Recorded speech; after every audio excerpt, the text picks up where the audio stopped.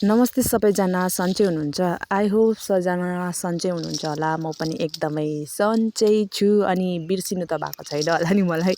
Vlog नहालेको पनि धेरै भइसकेको थियो अनि आज चाहिँ मैले न्यू भ्लग लिएर आएको छु। आशा छ हजुरहरूले अन्तिमसम्म हेरेर साथ सपोर्ट दिनुहुन्छ भने है। भ्लगहरू नहालेको चाहिँ मैले धेरै पनि भइसकेको थियो होइन, अनि हालेन र बनाएन भने पनि एकदमै अल्छी लाग्दो रहेछ है। अनि म एकदमै लेजी भइसकेको थिएँ यो कुरामा, तर मैले चाहिँ भ्लगहरू चाहिँ बनाइ नै रहेको थिएँ होइन। मेरो अलरेडी थुप्रो भ्लगहरू छ, तर एडिट गर्नु यति साह्रो अल्छी लाग्दो रहेछ। त्यही भएर चाहिँ आज चाहिँ म यो चाहिँ नयाँ भ्लग हो, हिजोको भ्लग हो। आज म एडिट गरेर अपलोड गर्दैछु। अनि त्यो साथीहरू घरको काम सकेर चाहिँ म यहाँनिर टमाटर मजाले पाकिरहेको थियो नि त, त्यो म टिप्नु गएँ बारीमा र यहाँनिर हेर्नु न कस्तो मजाले फलेको होइन पाकेको क्या गाइस। अनि सब्जीहरू चाहिँ म चाहिँ लस्करै नै टिप्दै नै जानु थालेँ होइन। मटर पनि एक दुईवटा लानु पऱ्यो भनेर चाहिँ मटर पनि म यहाँनिर टिप्दैछु।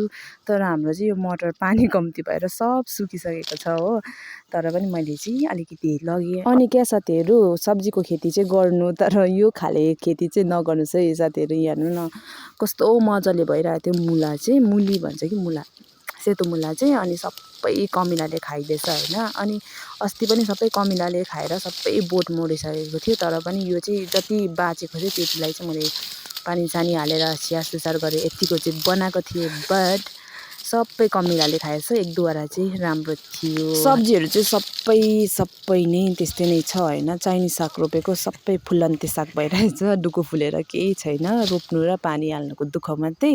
यहाँ रक भनेको यो दुईवटा मात्रै राम्रो छ होइन। अनि सबैभन्दा राम्रो भनेको चाहिँ धनियाँ भएको छ मेरो हो। पालाको गति हेर्नुहोस् साथीहरू।